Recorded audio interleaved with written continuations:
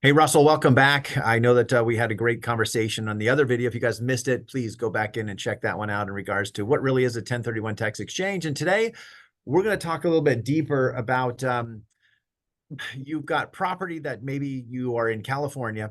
You, like Shannon and I, we own lots of properties here in California. And sometimes you might just go, I might be a little bit done when it comes down to dealing with tenants, dealing with rent control, dealing with all this type of stuff, but you don't want to pay taxes. Russell, go for it. What is an option for us to be able to handle that and make that happen? Yeah, super common, what I call retirement strategy from real estate. Because a common scenario is, let's say an investor when they're in their 20s or 30s says, somebody tells them buy real estate, it's a good investment. So they buy their first fixer upper. They fix it up, in a couple of years, they have some sweat equity in the property, maybe some positive cash flow coming off the rental portion of it. And then they're like, after a while, they're like, hey, this is pretty cool. Let's do it again. So they end up buying another one and another one. And eventually, maybe they own 5, 10, 15, 20 single family rental properties. Well, their primary financial objective in life when they started investing in real estate was appreciation, right? They're trying to build wealth. And buying single family rental homes in states like California is a fantastic way to do that, right? Buy it and hold it for a couple decades. You'll do well. But now they have built wealth. They have equity in their rental properties. But now they're just tired. They want to retire from real estate, right? And by the way, the primary financial objective, there's a common misconception out there. A lot of people think the primary financial objective of single family is cash flow. It's not. It's appreciation. Secondarily is cash flow. Primarily is appreciation. So if somebody is of retirement age, then they should be primary financial objective should be cash flow, not appreciation. It should be preservation of capital, right? Not appreciation and cash flow. And then the secondary one is one we've been alluding to, and that is you want to go passive, right? You're just tired of the headaches of owning real estate. Super common out there. So you're in the wrong asset class. You shouldn't be in single family. And a lot of people don't know it. You need to be in commercial. Commercial is designed for cash flow. And also, going into things like triple net leases is passive, right? So you can own the real estate and the tenants have to do and pay for everything. But the scary thing about that is you're talking about investors that really are only familiar with single family. So buying their own triple net lease Walgreens or something is maybe kind of scary. So that's where the DST comes into play. The Delaware Statutory Trust, and that's what DST stands for. Delaware, like the state statutory trust. What I'm about to describe to you in this Delaware Statutory Trust was approved by the IRS in a formal revenue procedure in 2004. So that's 20 years ago. So there's a lot of history, 1031 in our world. And the way a DST works is when you buy into a DST, you're buying a fractional ownership interest in an institutional grade asset. Institutional meaning it's very expensive. It's 100, 120, 150 million dollar Class A asset somewhere in the United States. When you invest in a DST, you have zero duties or responsibilities, right? All you do is receive monthly cash flow every single month. And in fact, it's so passive that there's not even any cash calls allowed, right? So what that means is if the asset you're invested in is, let's say it's an Amazon distribution center, and Amazon decides we need to restripe the parking lot. They can't ask the owners for 20 grand a piece or something like that. 20 grand. There's no cash calls allowed. So it literally is passive, 100% passive, because some people will say, I own rental properties, but I have somebody else manage them for me. So it already is passive. Well, that's not really passive, because what happens if the roof goes out, right? Who's cutting that check? Well, you are, right? Can't happen in a DST. There's really three reasons why people go into these DSTs. The most common one is they just want to retire from active real estate and earn nice passive cash flow. The second reason is as a 1031 bailout. In these low inventory markets, we see a lot of exchanges fail because of that 45-day rule. They can't find something in 45 days and successfully get into contract on it. So at the day 44, they just say, well, you know what? We're tired of trying to find traditional real estate. We're just going to pluck our money into a DST. And then when it sells 4 to 7 years from now, then we will see what's going on in the market and maybe buy traditional real estate again then. And the last thing we see people use it for is as a sponge. What I mean by that is they sold something for $2 million. They found traditional real estate for 1.7. What are they going to do with the other 300,000? Yeah, pluck it into a DST so you don't have to pay taxes on it.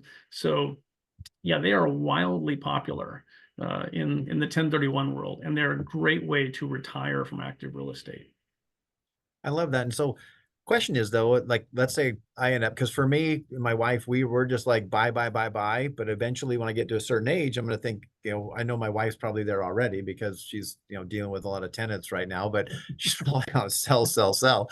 But can a buyer, like if I go to sell these assets and I want to put some money there, do I get to choose like the Amazon? Because I know that my dad was in a CVS lease and a couple other things. Do I get to choose that, or do you just turn that over to you? Then you guys, is there risky ones, less risky, or how does that investment look like? Am I going to lose all my money, kind of thing? Yeah, great question. So first of all, it's not us, right? Because we're the qualified intermediary, and we're the largest intermediary in the nation. That's all we do is 1031s. We can only have one relationship with our clients. We can't have any kind of agency relationship. So I can't sell them a DST. I can point them in that direction. The sale of those assets are regulated through the SEC. So they're sold through licensed financial wealth advisors. But what happens is you sit down with a wealth advisor and they show you, okay, well, here's the 40 or 50 different offerings that are available now, right? And most of them now are going to be things like climate controlled mini storage, Mhm. senior care facilities, student housing. And those are the assets that are really, doing well and predicted to do well over the next 10-year cycle. So that's what a lot of them are going to be. So you got to pick and choose which one you want to go into. And maybe you say, well, gosh, you know what? I want some in mini storage, but I also want to buy into this DST and some senior care facilities, or I want to go into oil and gas leases, which are also exchangeable, right? So there's a wide variety to choose from. So you can choose, your cash flow position versus, whether or not you want to be a little aggressive or be conservative. I like that. I get emails all the time of these buildings being built. And you always wonder, because I always think Shannon and I, we always look and go, okay, here's this fiveplex that we own. How in the world do I buy like a 16 or a 30 unit building I think, honey, our risk to build this building is really small compared to somebody who just built, a huge tower somewhere in Yeah. the city. So I look at that and I think that, how, where do you kind of, if I had extra funds, and I get these emails all the time.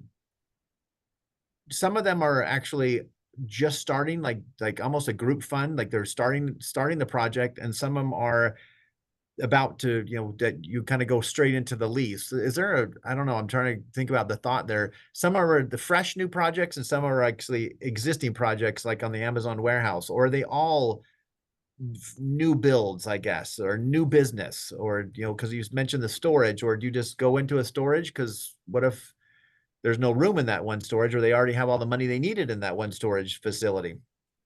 So what happens is, just so the structure of it, you kind of so everybody can visualize that. They're what we call sponsor companies. These are these multi-billion-dollar corporations that buy and manage commercial real estate. These are the largest managers of commercial real estate in the country. These are companies like Blackstone, Inland, Evergreen, Pasco. That's all they do, right? And so they're always doing 10-year market research studies. What's the next sector in real estate that's going to do the best over the next 10 years based on whatever is going on in the economy? And so let's say they decide it's climate controlled mini storage and they find $100 million asset.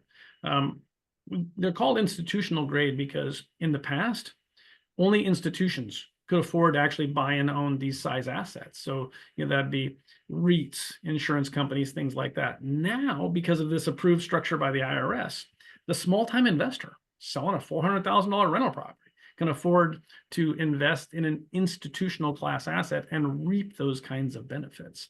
But these are they're fully leased when you're stepping into it because the sponsor company buys it with their own capital. And then what they do is they put in this DST structure. And then they decide, well, how much are we going to sell? Maybe 90% and then so they'll package and offer out 90% of the capital of that asset. And then so that's going to take 2 to 3 months to fill, right? So during that whole time, the offer is open to people coming in and exchanging it. Once they filled that, it's closed and done, right? And then that's the ownership structure for the next 4 to 7 years until the asset sells. So it's only that asset. Okay, thank you. Thank you for cleaning up my thoughts up there. So that brings you to, if they fill up their asset, there could be a time where I put my money in 2 or 3 months, 4 months, I may not get any No, interest. not at all. Not at all. Because from day zero, the property is 100% leased and producing income. So you're just stepping into that pool of income, Okay. right? So it's leased from day one. Like, so you immediately will step into the full income stream. You're not waiting for it to be, because it's not, the tenants are already there. It's just not all the investors are there. Understood. Okay, awesome. Well, thank you, Russell. That was awesome. Appreciate that explanation and diving deep in there. So thank you guys. Appreciate it. Keep watching, because we're going to get deeper on some other different topics. Thank you very much, Russell. Appreciate it. You're welcome, Eric.